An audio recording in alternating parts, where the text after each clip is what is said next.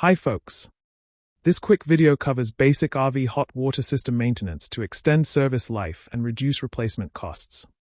This applies only to RV hot water systems with steel tanks, including glass-lined steel. Check the data plate inside the access hatch to confirm your model.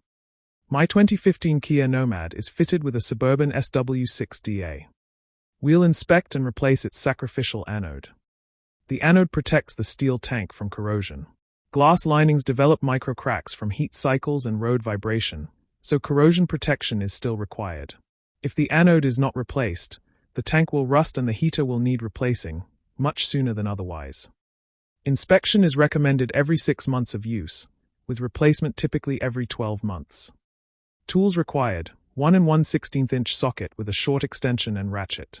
27 mm also works. Anodes should be replaced when 50% depleted, but if the core wire is exposed, protection is largely lost. As you'll see, in my case, part of the rod is completely consumed, so tank damage is possible. Spending about $50 a year on an anode beats $1,600 for a replacement heater.